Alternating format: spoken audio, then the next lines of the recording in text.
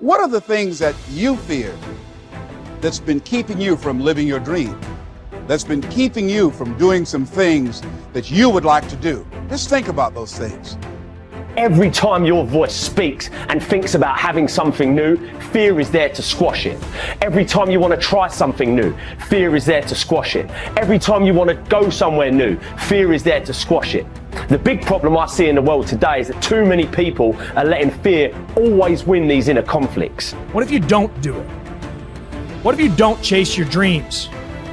What if you don't stand up for yourself? What if you do not step up to the plate and take that challenge?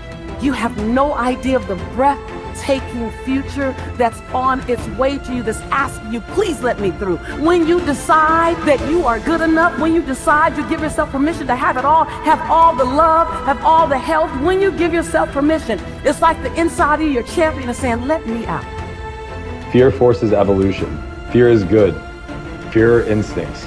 Fear is the radar that tells you what you need to do, how to exist, and what's going to keep you alive. Fear can keep you in your comfort zone. It's safe there. You know what to expect, but nothing grows there. Life happens outside the comfort zone. So let's look at how we can begin to take some steps to restructure that fear, to begin to expand our visions of ourselves, to begin to increase our self-esteem. Webster said that self-esteem means confidence and satisfaction in oneself. Look at your life right now. Whatever you've done up to this point in time, your life is working. Whatever you have produced, it came out of you as a result of the kind of person that you have become. You have to be fearless. You have to be completely fearless and have utmost belief in whatever that feeling is inside you. It's all a mindset. It's how bad you want something, and nothing tastes better than when you've earned it. There's no better feeling than when you've earned it. So just start. Stop talking about it. If not now, when? If not you, then who? Listen, someone else is starting right now. As long as you got air in your lungs, you have an opportunity to improve your current situation. So human up.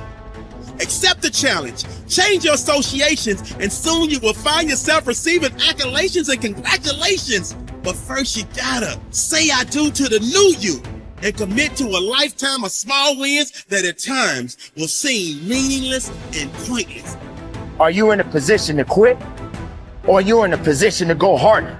Are you in a position to go stronger? Are you willing to dig and go as far as you can in your life? Are you willing to suffer?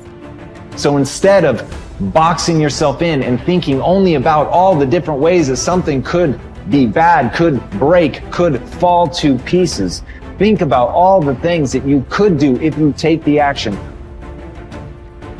The most common fears that we experience, which often sabotage all hope for success, are the fears of failure, poverty, and loss of money. These fears cause people to avoid risk of any kind and to reject opportunity when it is presented to them. They are so afraid of failure that they are almost paralyzed when it comes to taking any chances at all. There are many other fears that interfere with our happiness. People fear the loss of love or the loss of their jobs and their financial security. People fear embarrassment or ridicule. People fear rejection and criticism of any kind. People fear the loss of respect or esteem of others. These and many other fears hold us back throughout life. The most common reaction in a fear situation is the attitude of, I can't. This is the fear of failure and loss that stops us from taking action. It is experienced physically, starting in the solar plexus. When people are really afraid, their mouth and throat go dry, their heart starts pounding. Sometimes they breathe shallowly and their stomach churns.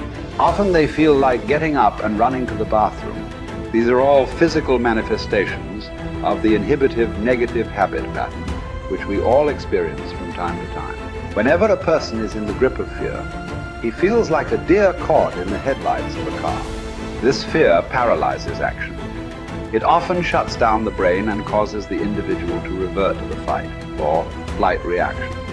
Fear is a terrible emotion that undermines our happiness and can hold us back throughout our lives. Fear makes come true that which one is afraid of. Now, even if it only comes true in the imagination, we must experience the tortures of that which we fear. Tortures often as not worse than those if what we feared actually came to pass physically in our lives. It's why the old line, "A coward dies 1,000 deaths. A brave man dies but once," is really true. Fear makes come true that which one is afraid of.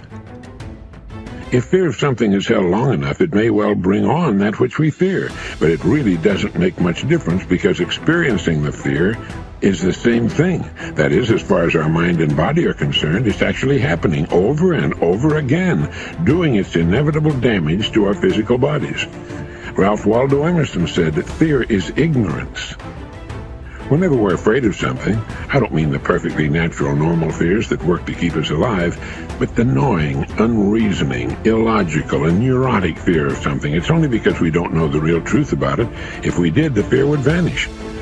That would include a neurotic fear of death, the fear that we are not liked or loved, and so forth. I think the thing to remember here is that when we fear something, it takes its toll on our mind and body just as if that which we fear had in fact come to pass. And we can bring to pass that which we fear. If you want to change attitudes, start with a change in behavior. In other words, begin to act the part as well as you can of the person you would rather be, the person you most want to become. Gradually, the old fearful person will fade away. Dr. Frankl learned that by controlling his attitude, the concentration camp fell away. His mind was free to roam where he wanted it to roam, think about what he wanted it to think about. It was as free as the birds, freer really, for it could fly to the ends of the earth, to the ends of imagination in an instant. And so can yours, and so can mine. You need large amounts of self-discipline to deal courageously with all the fear-inducing events of your life. This is probably why Churchill said, "Courage is rightly considered the foremost of the virtues, for upon it all others depend." The fact is that everyone is afraid, and usually of many things. This is normal and natural. Often fear is necessary to preserve life, prevent injury, and guard against financial mistake. So if everyone is afraid, what is the difference between the brave person and the coward?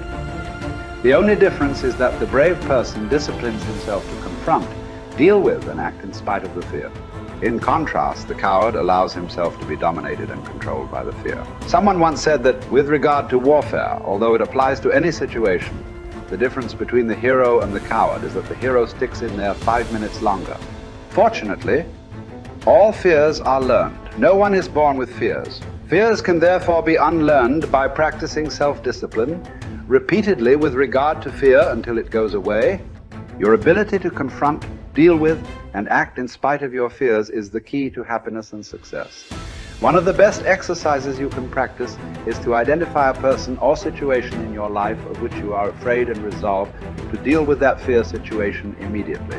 Do not allow it to make you unhappy for another minute. Resolve to confront the situation or person and put the fear behind you. The only way to deal with a fear is to address it head on. Remind yourself that denial is not a river in Egypt. The natural tendency of many people is to deny that they have a problem caused by fear of some kind. They're afraid of confronting it. In turn, it becomes a major source of stress, unhappiness, and psychosomatic illness. Be willing to deal with the situation or person directly. As Shakespeare said, take arms against a sea of troubles, and in so doing, end them. The companion of fear is worry. Like twin sisters, fear and worry go around together. Mark Twain once wrote, "I have worried about a lot of things in life, and most of them never happen." So if you want to do something, if you've thought about something you want to do, take it head on. Decide that you're going to start looking at it, start doing research on it, start tackling it, start becoming involved in whatever and wherever it might lead you to begin to explore the possibilities in that particular thing that you're seeking so that you can begin to learn all you can about it. Decide that you're going to face it, that whatever shortcomings you have, that you're going to strengthen yourself there. Whatever training that's required, that you're going to go get that training, that you're going to get started right now. George Washington Carver would say, do what you can, where you are with what you have, and never be satisfied. S.B. Fuller used to say, and you heard Joe Dudley talk about, always strive to be more than that which you are. Yeah, don't get satisfied with yourself. Always know that wherever you are, you can enjoy more, that you deserve more. But most people, you know what they do? Most people go through life quietly and safely, tiptoeing to an early grave. Find out what it is you want and go after it as if your life depends on it. Why? Because it does.